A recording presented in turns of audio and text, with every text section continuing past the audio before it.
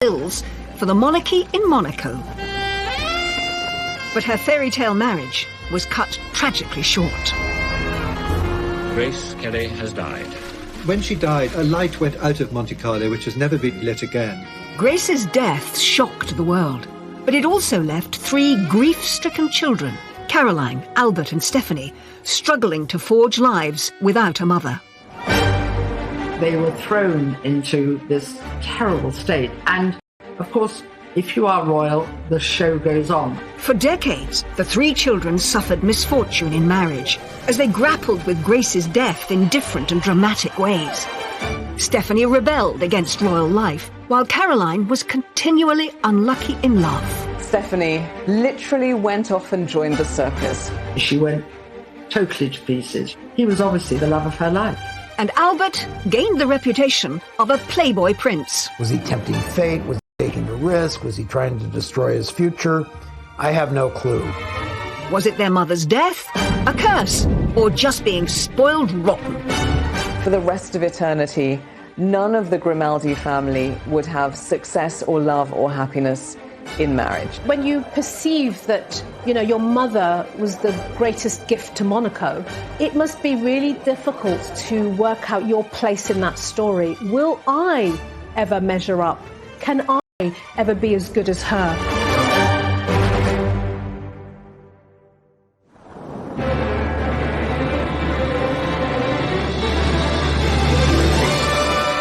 Grace Kelly had 3 children, Caroline, Albert and Stephanie. Born into one of the wealthiest royal families on the planet, their assets are rumoured to be worth over $1 billion.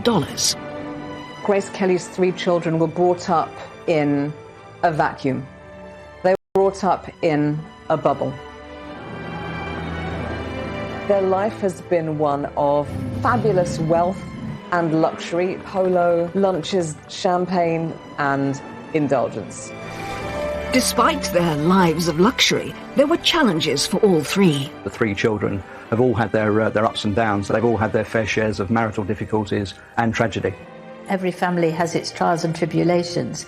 The huge difference between ordinary folk and the royal family is that there's this spotlight onto them, and the press is always waiting to expose any of these things. The family suffers from what lots of rich, famous families do. I'd say they have more money than sense. But growing up in the House of Grimaldi might not be the fairy tale it seems. On the 23rd of January, Knight was born. She had to always be the good girl, to observe protocol, to do the right thing, to say the right thing, all at the right time. Grace, because of her own childhood, was a strict disciplinarian, so she spanked her eldest daughter for being naughty, and she once said, "I spanked her every day." Albert came along just over 12 months later. As the first male child, he had a date with destiny, that he would one day follow in his father's footsteps as ruler of Monaco. But it was a fate young Albert struggled to grasp. When asked what he'd like to be, he said he wanted to be a cowboy. He found it very hard to sort of engage an ambition for himself, since his role in life was very much laid out before him. As heir, Albert came under the tutelage of his father, Prince Rainier, said to be far stricter than Grace and often absent, preoccupied with the business of ruling the principality. Prince Rainier was extremely wary of other children and of other families getting close to the royal family at Monaco. He didn't really understand why his children needed friends. Caroline's fond of telling a story about how when they were young, they would pretend they were poor, she and Albert, when they played, so they could be like other children. The fact is, once you're in that fishbowl, you're in that fishbowl, and no matter what people do to try to make your life normal, it's not going to be. Born 7 years after Albert in 1965, Stephanie, the youngest, perhaps experienced a more relaxed childhood than her older siblings. Well, Albert once said that Stephanie learnt very quickly how to wrap her mother around her little finger. I think Stephanie was probably a little bit more spoiled than the others and maybe allowed to get away with a few things. Stephanie was inseparable from her mother. But their close connection meant that, together, they went through one of the most traumatic events to hit the House of Grimaldi. What should have been a simple trip, Grace driving her daughter to the train station, turned into a tragedy that would go down in history. Grace was driving round the infamous hairpin bends of the Corniche outside Monaco when she crashed her car. And so Grace Kelly has died. On the 14th of September 1982, Grace Kelly, Hollywood princess turned real royal, died, aged just 52. Grace Kelly and Stephanie were supposed to be catching a train that would take them to Paris. And they were really excited about the trip. So the little metallic green Rover, very sporty little car, it was full of hat boxes and suitcases. They didn't need a chauffeur because he wouldn't fit. So Grace... Corniche are treacherous. I mean, there's endless winding bends. People always will come up with conspiracy theories. She may have had a small stroke or something like that, but she lost control of the car. When she came to, she was disorientated. She jammed her foot on the brakes. Now, there's a bit of doubt around this because it might be that she had accidentally jammed her foot on the accelerator and the car went faster. Stephanie reached for the handbrake, but terrifyingly, the handbrake didn't work. The car was out of control. It slammed through a wall and plunged around 100 feet off the side of a cliff. It was reported afterwards that neither Grace nor Stephanie were wearing their seatbelts. Stephanie was injured in the crash. She had lost a tooth. Her mouth and her tongue and her lips were all cut up. Princess Stephanie has a broken vertebrae, but she's fully conscious, sitting up in bed and eating normally. It was a miracle Stephanie had survived, but the injuries sustained by her mother were devastating. After she was rushed to the Princess Grace Hospital, her health seemed to rapidly deteriorate. She suffered another stroke, and that led to a brain hemorrhage, and she was actually put on a life support machine.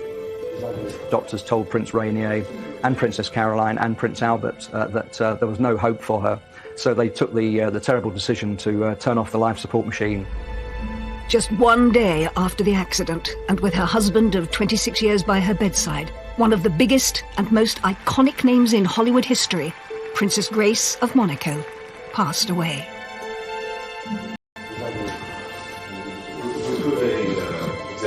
Globally, people were very upset. Grace Kelly had been really the brightest light of Monte Carlo. When she died, a light went out of Monte Carlo, which has never been relit again. The world was mourning the loss of Grace Kelly, but her 3 children were mourning the loss of their mother, and each would cope in different ways and face unique challenges. This was cataclysmic for Princess Caroline. The requirement that from the moment of the death, the moment of the funeral, she herself, Princess Caroline, was essentially the First Lady of Monaco. She has had a tricky life with 3 quite complicated marriages.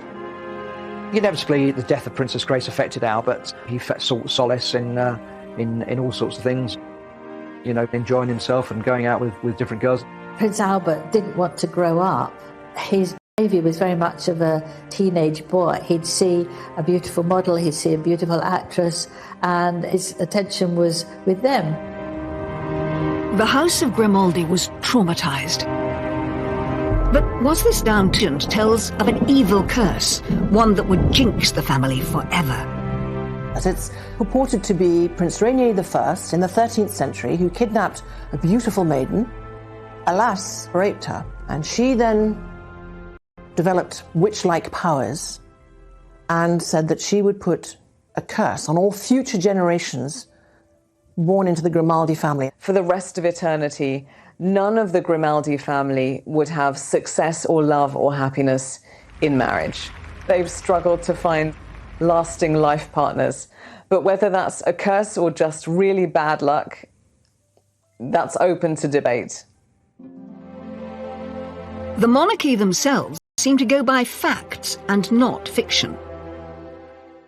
Journalist and author Joel Strawty McClure first met Prince Albert in 1988, who told him how the curse is perceived within the House of Grimaldi. He basically said that their family was no different than any other. So he takes it with a grain of salt, And, Prince Rainier, his father, also said that we have the same faults, defects, and attributes as any other human beings. Just because we're royals does not make us immune. Despite rejecting there being any truth in a curse, it has still been an unfortunate shadow hanging over them. None more so than Stephanie, whose life was thrust to the forefront of public attention in the aftermath of the crash. She's talked about to the media about the weight that having that blame put on her has affected her life. And the trauma of her mother's death seemed to send the princess down the path of a royal rebel. She literally went off and joined the circus, she and her kids.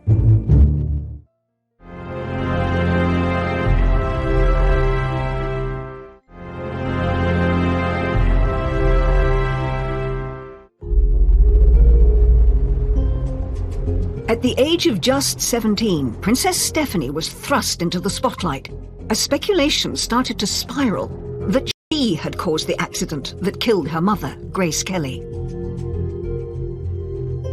Stephanie had to deal with some extremely nasty and, I believe, traumatic rumors that Stephanie herself had been driving, or that she'd been quarreling with her mother and that she had distracted her mother. None of those things were true. In cases where somebody's been through a tragic loss or been in an accident, there is a sense of, could I have done something different? And sometimes people experience survivor guilt.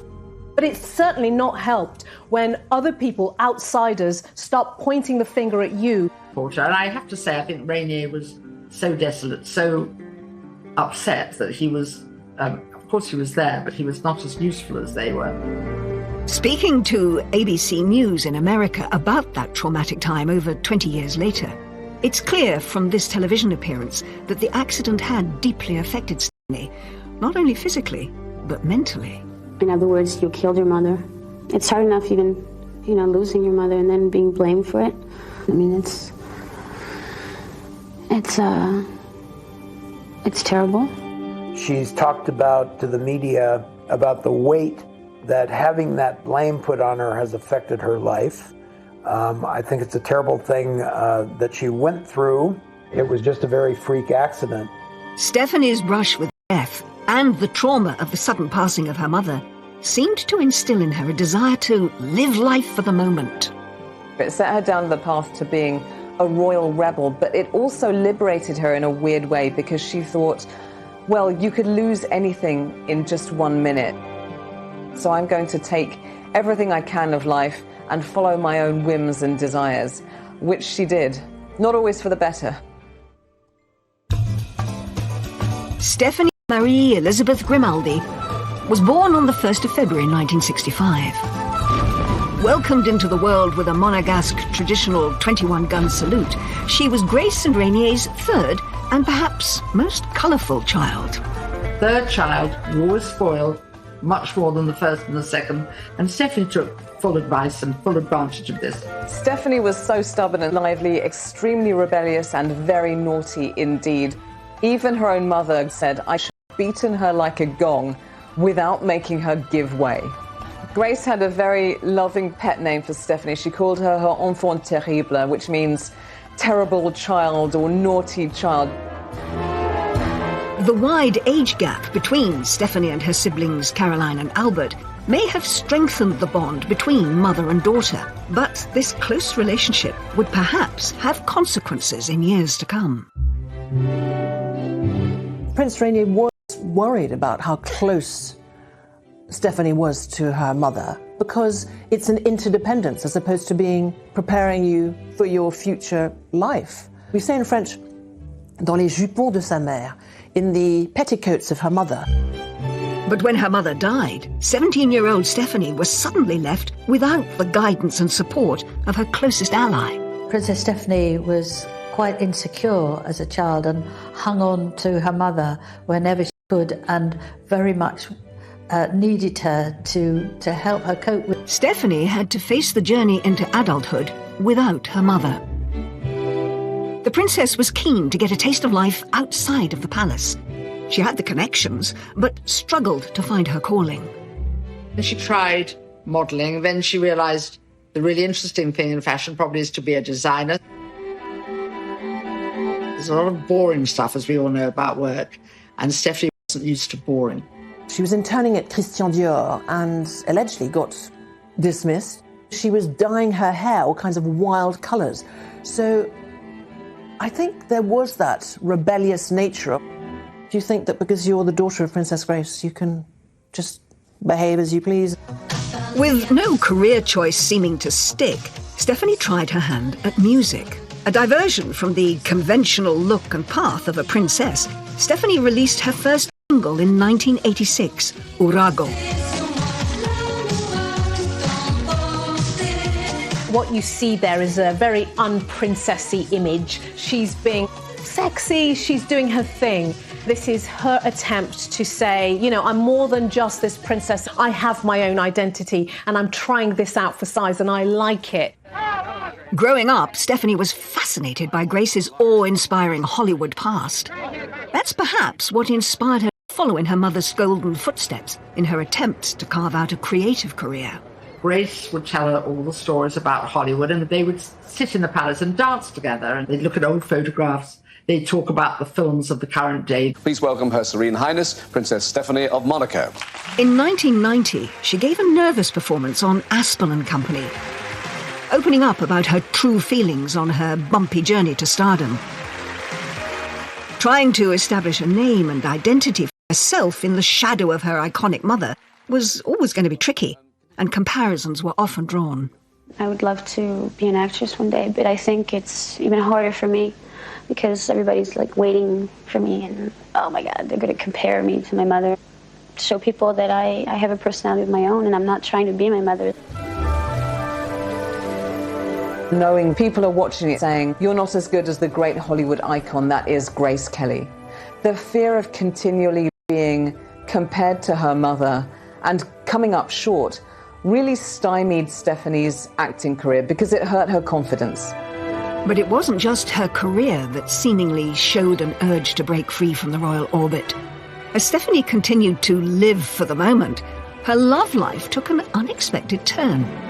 Just like generations of Grimaldis before her, a string of turbulent relationships ensued, with the press linking her to some very high-profile men. Footballer. She had a relationship with Jean-Claude Van Damme, the actor, the Hollywood star Rob Lowe. And in 1991, she got together with Daniel de Cruet, her bodyguard and a former fishmonger. It marked the start of a very lively love life. Prince Rainier mistrusted him very strongly, and he began to suspect that his daughter did not have a very solid sense of what was good for her in relationships. He was already involved with another woman who was 6 months pregnant, but they fell in love, and Stephanie actually ended up marrying him, and they had 2 children. And I think he was probably the biggest love of her life. Her father was incandescent, but Prince Rainier soon fell for the grandchildren and accepted them and their marriage. But hopes of a fairy tale ending were soon dashed. Less than a year into the marriage, things took a dramatic turn when a series of candid photographs of Daniel were published in Italian magazines. He was actually photographed frolicking, if you will, with Miss Belgium bare breasts. Needless to say, Stephanie wasn't terribly happy about that. The couple divorced in 1996, but in 1998, Stephanie's adventures in love continued with another bodyguard, Jean-Raymond Gottlieb. She had a child with him, a daughter called Camille. The father was not named on Camille's birth certificate, and in fact it was only revealed decades later by the daughter herself on Instagram. She was actually banished by her father to a ski resort to try and recover while the dust settled from the scandal. And then she took up with a Corsican barman. Aged 36, she made another surprising choice and got involved with married Swiss elephant trainer Franco Cani. Love blossomed after they met at Monaco's International Circus Festival. She literally went off and joined the circus. She and her kids. She's got 3 kids by now. Princess Caroline was absolutely devastated by her sister's behaviour. She felt she was letting the whole family down. actually moved into his trailer and they actually travelled around with the circus. And obviously it was not ideal for her children. It was very difficult for them to get educated. And I think after a while the novelty wore off. The relationship fizzled out, but the circus around her love life wasn't over. Waiting in the wings was Portuguese acrobat Adans Lopez Perez, who was nearly 10 years her junior.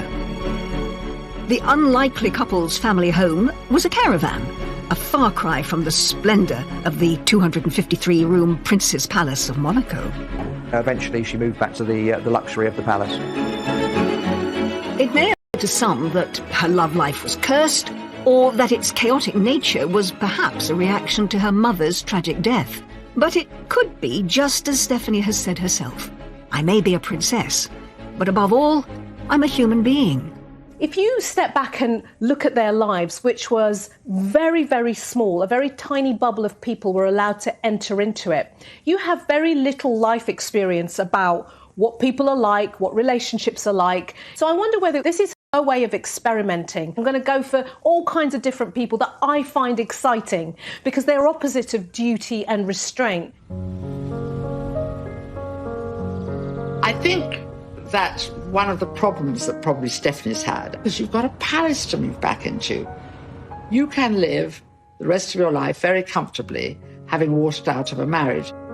Prince Rainier was reported to be despairing over his daughter, and his displeasure with her behaviour may have been communicated in his will. Apparently, he left her only 1%, and he left Caroline and Albert more. Albert, obviously, he's the reigning prince, would have been left most of the bulk of the money. I think 1% of the money of the Grimaldi royal family would take care of us all. At the age of 56, Princess Stephanie may not have managed to find happiness in her relationships, but she perhaps gets the love and praise she craves from her 3 children and her philanthropic work.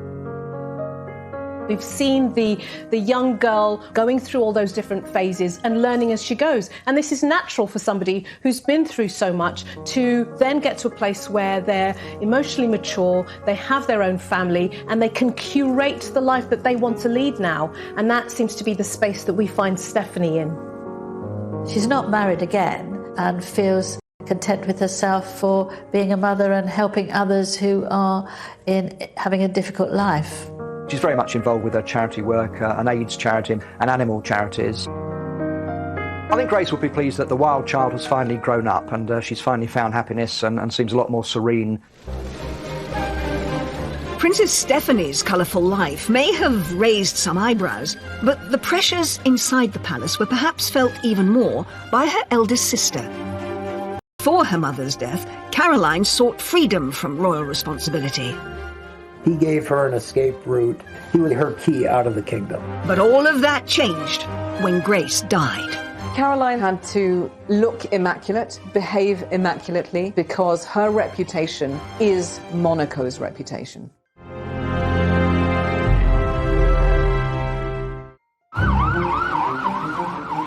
Princess Caroline was only 25 when her mother died, and her role in the royal family changed overnight. No one could have predicted that she would have to take the reins so young. This was cataclysmic for Princess Caroline. The requirement that from the moment of the death was essentially the First Lady of Monaco. Eyes of the world were on her and she couldn't put a foot wrong. She immediately had to learn and reflect all of the royal protocol. She had to look immaculate, behave immaculately, provide no grounds for any possible criticism because her reputation is Monaco's reputation. Caroline was stepping up, something her sister, Stephanie, would never have endured, and her brother, Albert, wasn't ready to take on. Prince Rainier described it as a miracle that after this tragic accident had taken her mother, and sad as she was, Caroline just automatically stepped into her mother's shoes. As Rainier said, she had the spirit of her mother. And that spirit was evident in this interview with the American interviewer Barbara Walters. Head held high, she put on a mature performance and revealed how her mother's guidance enabled her to be so resilient. She was such an outstanding person. She gave us a strength that when she died, we were able to keep going, and we all stuck together, and it worked. Caroline was extraordinary when her mother died. She had matured almost overnight, and she carried out all these duties with, it could be said, a lot of the grace of her mother. She kept Grace's flame alive. As well as supporting her father in his royal duties, Caroline had to support him in his sorrow. Prince Rainier was so distraught when his wife died, and literally sometimes was shaking and couldn't handle public engagements.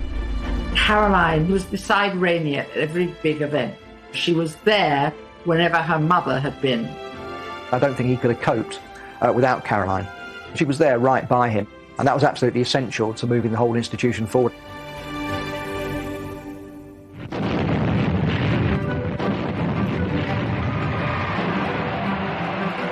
The birth of their first child was a beacon of light for the Grimaldi family.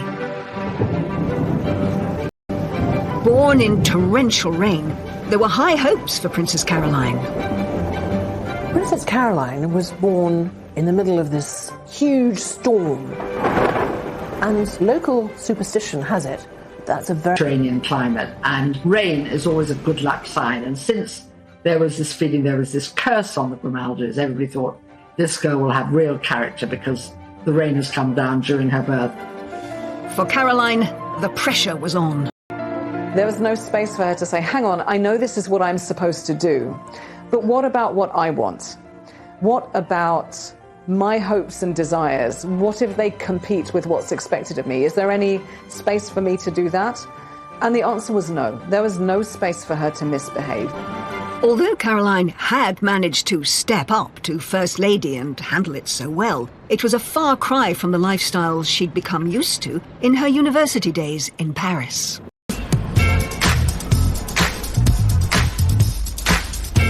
For Caroline, Paris was freedom, exploration, finally having lived and left the Monaco Principality, tiny, everybody knows everybody. She really longed to escape, so Paris was her escape. She was finally free of the stiff formality of Monaco and of being a kind of Euro royal where you're expected to behave all the time. She was able to sow her wild oats, and she certainly did. She wanted to get out. She wanted to get away from, if not out of, that fishbowl. But escaping Monaco didn't deliver the freedom Caroline had hoped for. She was photographed by the paparazzi all the time, smoking and drinking and cozying up to her friends who were also equally glamorous and well-appointed. Having a good time as a young, talented, privileged woman is not some sort of crime, but she was painted as a party animal in a negative way. Caroline, in that famous interview with Barbara Walters, gave her side of the story. When I was 18, 19, like every kid my age, I used to go out to disco on Saturday night, which I don't find astounding in any way. I went out far less than anybody in my generation, but people think that I lived in nightclubs and parties, and it's silly. It's so untrue. She was portrayed by the press and the paparazzi as somehow being unclassy or downscale or loose. These were really slanderous, nasty things to say about her. She found it violating. Her father, Prince Rainier, said, I would shoot these people if I could. She's got her real first taste of freedom, and yet she's got the paps on her tail, looking at her every move, judging her. The headlines are all about this party girl princess. When you see that as a young person, that's going to be incredibly stressful, because it's saying, get back in your box, be this perfect princess. She literally became fodder for the photographer. Obviously, pictures of her smoking and drinking and falling out of bars didn't look very good. And these images of Caroline's lifestyle in Paris didn't play well back home in Monaco. The population in Monaco were absolutely shocked that she was doing things that ordinary people were doing, whereas she should be sitting quietly and obediently in the palace waiting for her prince to come. They wanted her to sew and to learn how to embroider and to wait for an arranged marriage, but she didn't want that. What Caroline did want was to live a normal life. And to her, that meant choosing who she married, a Parisian businessman named Philippe Junot. She saw him, she said later, as her ticket to freedom. Liberté, me voilà, freedom, here I come. Hey, I'm doing what I want to do. This is my life, my choice. Instead of being under the control of my parents in the small principality, guess what? I'm in Paris and I'm living my life. He gave her an escape route. He was obviously her key out of the kingdom. The royal family organised the wedding, which was attended by over 600 guests and celebrities from all over the world.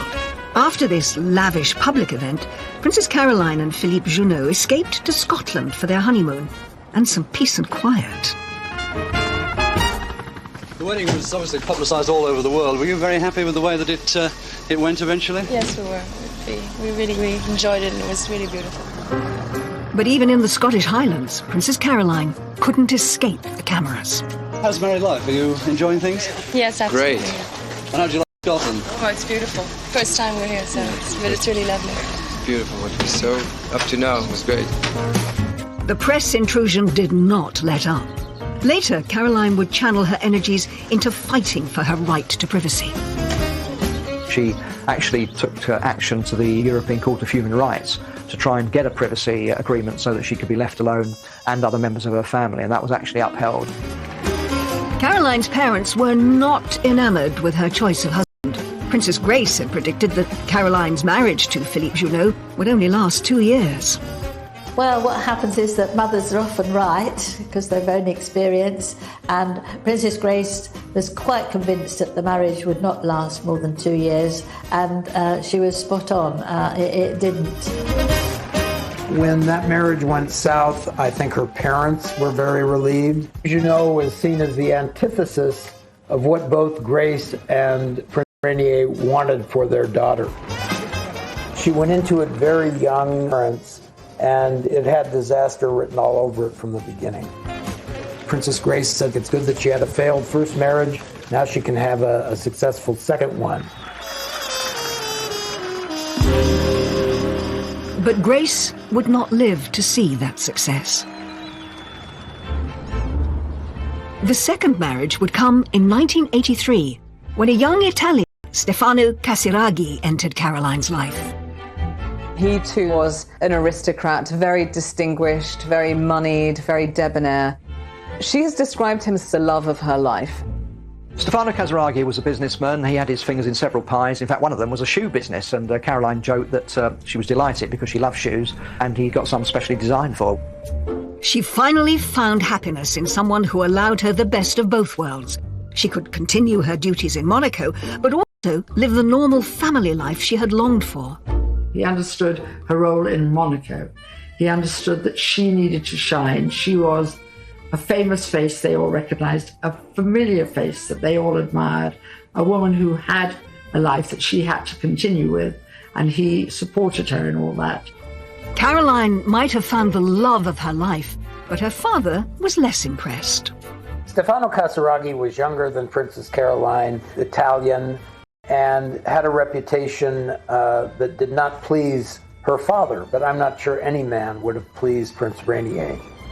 Despite her father's issues, Caroline and Stefano married in December 1983.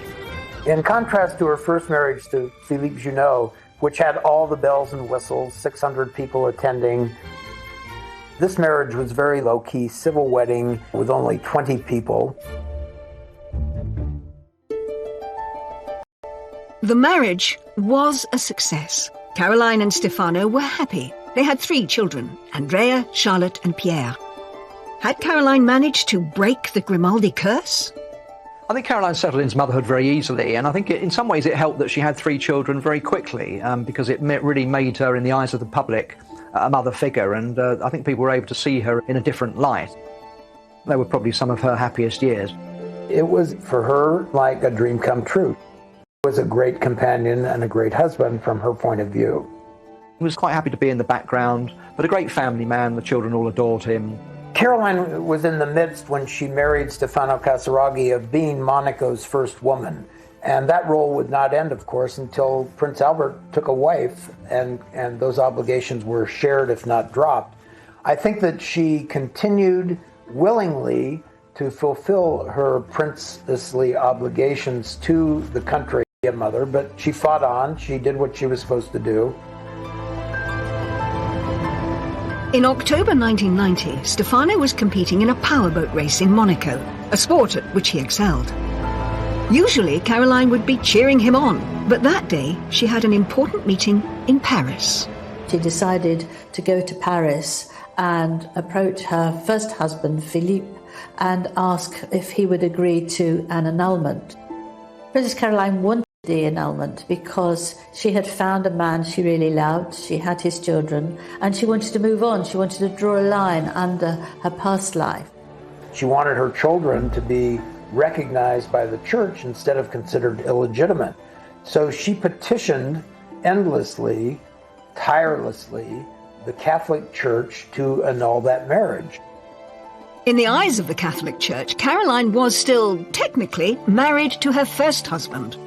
Though they had both gone through civil divorce, they hadn't got a Roman Catholic nullification through. The Roman Catholic Church works very slowly.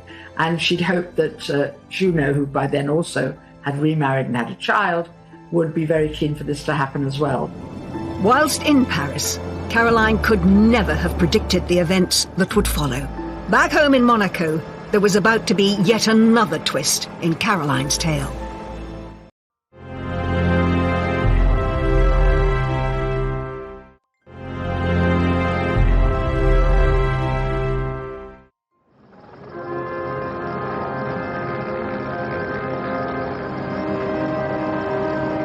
In October 1990, Princess Caroline was in Paris, and her husband, Stefano, was competing in a powerboat race in Monaco. During his race, Stefano's boat capsized, and he was killed, leaving Caroline widowed with 3 young children. The irony, of course, in Stefano's death was that this was going to be his last time of boat racing. He decided it wasn't safe and that he was going to give it up and turn to shipbuilding, which would be much safer. It was a very responsible decision if he was father of 3 children, but tragically, it was not to be. Caroline's world had fallen apart again. The man she had found who could support her in her royal role was gone. Here she is moving forward with her future. It looks positive, it's hopeful, it's going in the right direction. And suddenly, out of nowhere, her reality is pierced by this terrible, devastating loss. Her husband died. It brought back memories of her mother as well, and she thought the two things triggered each other. And she really did struggle for a couple of years. She was only seen out and about very rarely in public, mainly wearing black and dressing very somberly. There's an interesting shift in family dynamics when Princess Caroline then looks to her father and leans on him and expects him to step up emotionally for her, just as she stepped up to him when her mother died. Stefano's funeral took place at Monaco's Cathedral of St. Nicholas, the same place Caroline's mother's funeral was held. Princess Caroline's world fell apart. It didn't fall apart in a messy way. It fell apart in a royal way, which is worse because all of that suffering and pain and horror, you can't really express it at all. So it's all happening on the inside. It was really a very sad sight for anybody to witness. I don't think I've ever seen a woman become more dejected, upset, transformed, gaunt than Princess Caroline was in the aftermath. It was just another tragedy to hit the Grimaldi family. On top of everything else, Caroline's marriage still wasn't legitimate in the eyes of the Catholic Church. Not only had she lost Stefano, but her marriage to Stefano wasn't recognised. And I think during a period of dreadful loss, that would have been another layer of grief. That this is the love of my life, and our union isn't even recognised yet. It would take a decade for the situation to be resolved.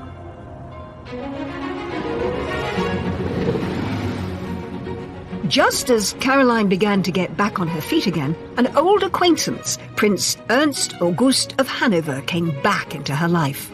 Another shot at marriage was on the cards. He is royal as they come. If you look into his family background, it pretty much goes back as far as the Roman Empire. He is super duper, unbelievably mega posh, every which way you look at it. And he has connections to every major European royal family, including the English royal family through King George. On paper, they were a good match, and in 1999, they decided to tie the knot. In one sense, he was exactly the right person for her, but in terms of his character, he was bad news. Alas, he doesn't always have terribly royal or regal behaviour. Indeed, he has urinated in public, he allegedly has broken the nose of a cameraman, and woe betide, and what a crime of lèse-majesté, he kissed the Queen. Checkered past, and I think Caroline thought that, marrying somebody who had the right credentials, but obviously knew about his colourful private life, and I think she thought she could possibly tame him, but in fact he carried on as before. It came to a head when Caroline had to attend to her father, who fell seriously ill. Prince Ernst was nowhere to be seen. He actually was in a coma in hospital, brought on by heavy drinking, and at one point he was actually hovering on the brink of life and death, and so it was quite possible that Caroline was going to lose her father and her husband in the same week. The one time that she really needed her husband, he himself was ill. Caroline's third marriage had broken down. They went their separate ways because he brought shame and scandal into her life.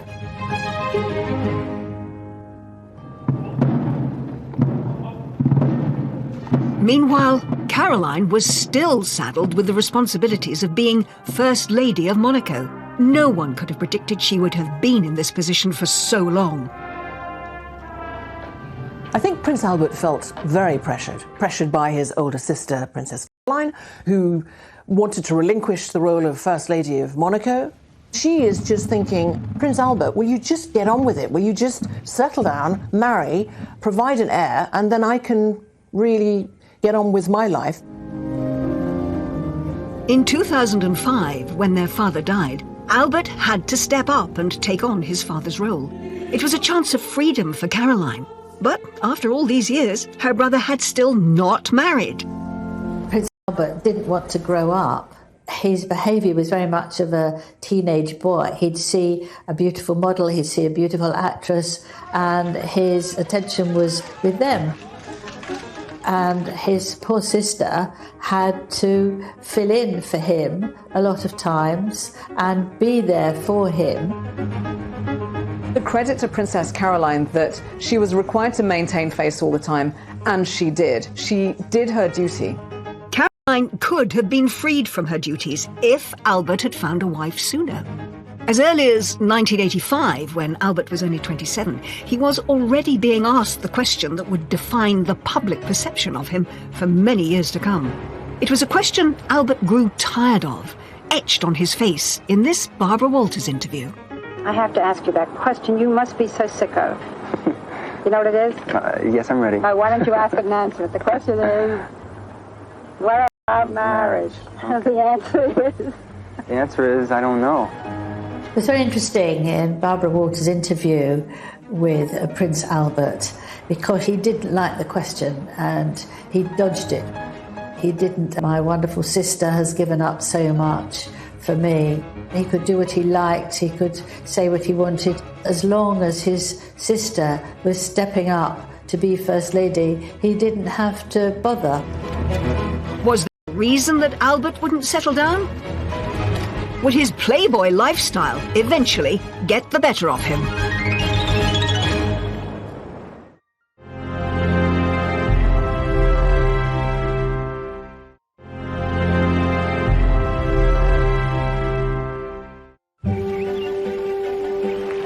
From the moment he was born, the second of Grace and Rainier's three children, Albert was destined to become ruler of Monaco. But from an early age, it was clear it was something he wasn't necessarily looking forward to. You can hear from his own mouth Somebody who's saying, I just wanted to be a cowboy. I found doing the royal stuff boring. So you've got this real tension between born to rule and I just want to do my own thing. And that, I think, we see play out in his life. It was a feeling that spiraled after his mother died, when he was just 23. Albert was delighted that Caroline stood up to take the bulk of the family's royal duties. I always remember Prince Charles once saying that when it finally dawned on him that he was going to become a future king, it came as the most tremendous shock, and it must have been a tremendous shock for Prince Albert as well. And I think that's something which lives with them, and they try and forget about it for a while and pretend it's not happening. As long as his sister was stepping up to be First Lady, he didn't have to bother. Also knew that he did have a number of years where he could let his hair down. He didn't have much hair, but he could let his hair down. In particular, Albert compensated for the monotony of royal duties with the kick of adrenaline. He was a marksman, he was a very good swimmer, he actually took up judo, he became a judo black belt, skiing, and he actually took part in the Paris to Dakar rally, although he didn't actually complete it. And in fact, he's the only royal that I know of who's actually been to the North Pole. So he was quite an action man. Albert may have been inspired by his grandfather's sporting prowess. Grace's father, Jack Kelly, had won 3 gold medals in rowing across the 1920 and 1924 Olympics. Albert also had Olympic ambitions, but his involved a lot more speed.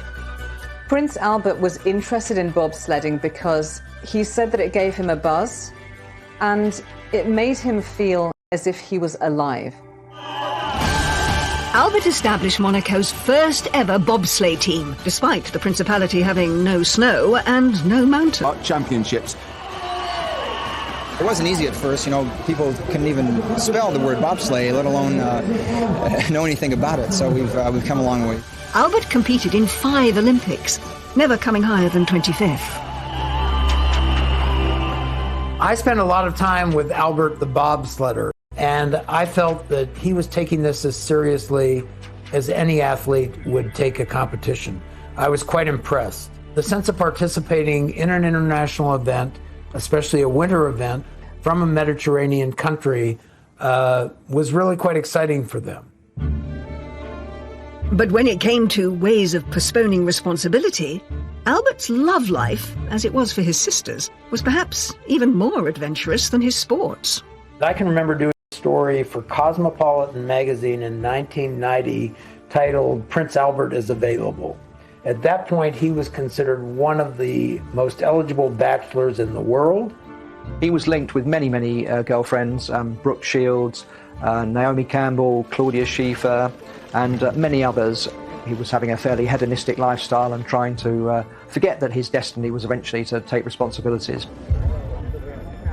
The prospect of Albert knuckling down and finding a wife to take on Caroline's duties as First Lady seemed remote.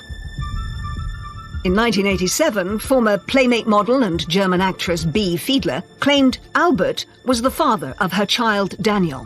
There was a certain amount of controversy about where the DNA for the testing had come, and a judge actually threw that case out, so that wasn't proven. Albert's risky behaviour seemed tailor-made to spice up what he described as boring royal duties. But it was clear his Hollywood mother's life and death also weighed heavily on him. What a fate to have Grace Kelly as a mother. I mean, that beauty, that charm, that vivid intelligence, that charisma. I think that Albert must have felt both the weight of the expectations on him and the public role that he was absolutely, clearly expected to play. I think what he got from his mother was not anything she said, but who she was and the way she carried herself and the way she herself had adapted to becoming Princess of Monaco. He certainly has a sense of calm and lack of drama and acceptance of things that seems to have come more from his mother than from his father. He certainly has a greater sense of equanimity than his sisters do. When you perceive that, you know, your mother was the greatest gift to Monaco and was this beautiful, incredible actress who became, if you like, the perfect princess, it must be really difficult to work out your place in that story. Will I ever measure up? can I ever be? In 2005, he was still unmarried and Caroline was still First Lady. Just 6 days before his accession came another bombshell that hinted that Albert wasn't going to settle down anytime soon. Prince Albert officially acknowledged that he was the father of 22-month-old Alexandra, an out-of-wedlock son with former flight attendant Nicole Coast. Well, there have been rumours before about love children, and he denied it. Another illegitimate child resurfaced in the week before he was actually going to be enthroned. And then subsequently the paternity suit actually turned out to be true. Albert was forced to go onto French television and face up in this stiff and uncomfortable interview. J'ai été extrêmement choqué par la façon dont cela a été traité et le moment tout à fait inopportun. Et vous attendez à d'autres révélations ou à d'autres campagnes de cette nature, puisque ça peut donner envie? Je sais qu'il y en a et qu'il y a d'autres personnes qui font les mêmes, présentent les mêmes, à peu près les mêmes cas. What has baffled me about that is why he was unaware of the existence of condoms. Was he tempting fate? Was he taking a risk? Was he trying to destroy his future? I would like to talk to him about it one day, and I don't imagine I ever will. Albert reportedly provided Nicole with $12,000 a month in financial support, as well as a $2.5 million house in the south of France. Alex would keep the Grimaldi name, but could not succeed Albert. I wonder whether in that position he had no choice. It seemed like Albert might be about to put his Playboy past behind him, but it wasn't long before more revelations surfaced. Prince Albert had already had to admit to the existence of one love child. It turned out that he had yet another love child who was 14 years old. In the early 1990s, Tamara Rotolo, an American, had come forward and claimed that Albert was the father of her daughter Jasmine, and that was hushed up and he denied it. But in fact, a DNA test eventually proved that he was the father, and in 2006, a year after he'd become the prince, he actually admitted that he was the father of Jasmine as well. So it's like, all right, cards on the table, let's do this because I'm ready and willing to step up. Albert's admissions may have had another purpose. He'd recently started a relationship with a fellow Olympian, a South African swimmer that he'd first met 5 years earlier. Prince Albert met Charlene Whitstock at a swimming gala, and they immediately bonded over a shared love of sport. With what seemed like a clean slate, finally the way seemed clear for Albert to settle down. But Albert's love life was never plain sailing. There were all sorts of rumours that evidence of a third illegitimate child might emerge, and that Charlene was getting cold feet. There is speculation that Charlene Whitstock was to go through with the wedding.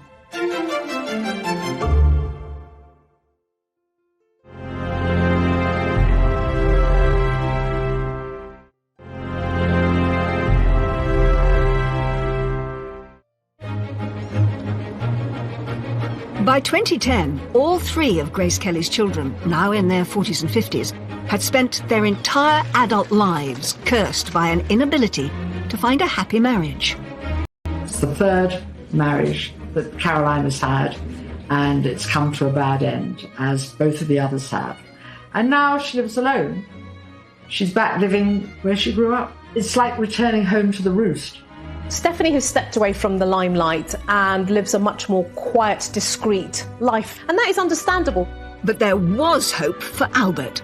In June 2010, Albert was sat on the side of the bed as his girlfriend of 5 years, Charlene, was packing to leave the apartment. He did it in a very straightforward way. No violins, no beachside romantic setting. He was just in Charlene's flat and he said, "Would you like to marry me?" And she thought he wasn't being serious. He'd actually rang her father before he proposed to Charlene.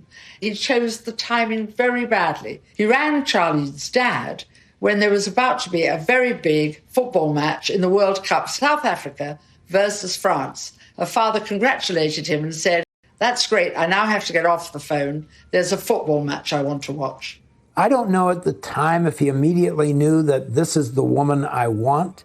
He has told me that he felt sorry for anybody who would become the Princess of Monaco due to the fishbowl effect and the obligations that come with that role. But he obviously waited a long time before he chose someone and was sure after a number of years that she was the one. I think in retrospect, That was his timetable. After years of failed relationships and 2 confirmed illegitimate children, Albert's engagement to Charlene was announced on June the 23rd, 2010. But marrying a prince isn't an easy thing to do, especially one with a mother like Grace Kelly. I think Albert was worried about the inevitable comparisons to Grace Kelly, and he was concerned that Charlene might not be able to cope with this, knowing that you're forever going to be compared to them and put on that pedestal. So it was quite a big decision to make. Grace Kelly had struggled with intense loneliness at the start of her royal marriage, struggling to come to terms with being a princess. Albert feared the same would happen to Charlene, risking both her and his happiness. The rumours of him being a playboy, of him being a womanizer, really bedeviled his whole, teenager adulthood right past.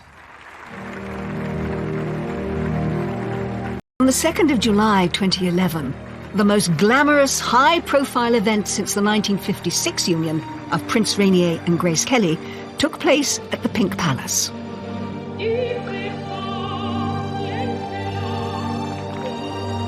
It was a spectacular affair. There was entertainment by Jean-Michel Jarre and the Eagles, and it was reckoned that the whole thing cost about $65 million. It was quite an extravaganza. But despite the glorious weather and the smiling congregation, the rumours swirled again, and a happy future looked far from assured.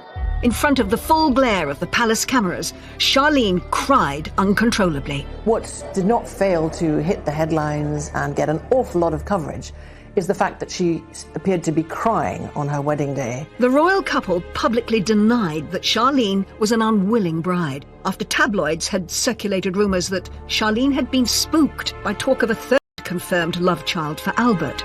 That wasn't in a cathedral as his mother had been. That was actually in a courtyard at the palace as well. It rather feeds into the narrative that Charlene was slightly worried about what was happening. One French paper went as far as to write that she'd attempted to flee back to South Africa, with authorities stopping her helicopter flight to Nice airport on instructions from the palace. Princess Charlene subsequently branded such rumours as categorical lies. But even the wedding's A-list entertainer Jean-Michel Jarre was quizzed on the rumours. I mean, they were really in love, and rumours are rumours, as you know, and you're a specialist of that, so you know more than me on that.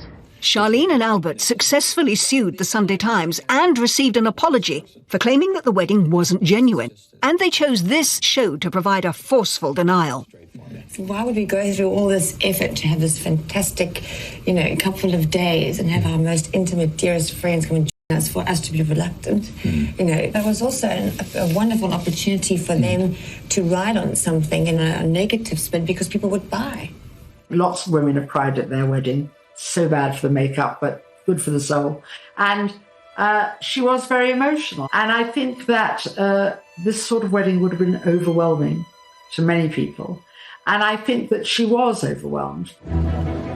After years of procrastination, it finally looked like Albert was the first in his family to find true happiness in marriage.